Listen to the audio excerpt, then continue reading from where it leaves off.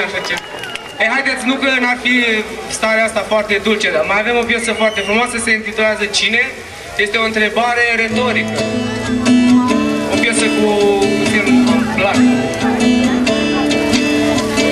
Dacă în ochi te-am privit și n-am văzut din strălucirea lor, dacă pe sân te-am atins și n-am simțit zbucnirea lor, dacă părul tău va pierde zi de zi mireasma sa,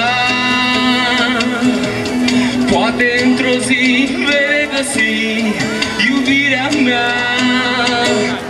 Și spune-mi cine nu-ți va zice în șoaptă noapte bună, cine te sărută doar pe mână, cine niciodată nu-ți va spune te iubesc.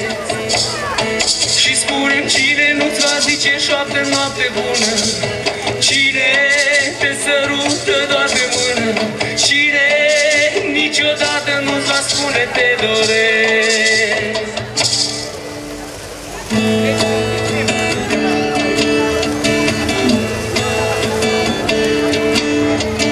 Dacă nu vrei, nu dezbrac trupul tău cu privirea mea,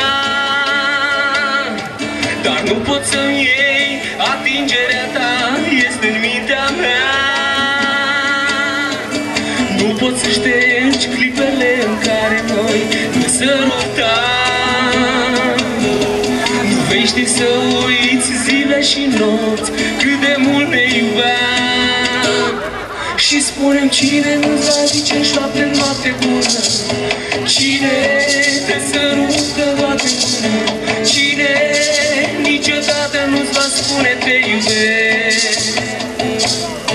Și spune-mi cine nu-ți va zice în șoapte noapte bună, cine te sărută doar pe mână, cine niciodată nu-ți va spune te doresc.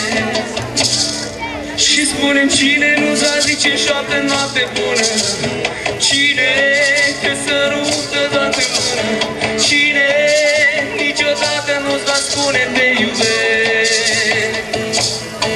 Și spune-mi cine nu-ți va zice în șoaptă noapte bună, cine te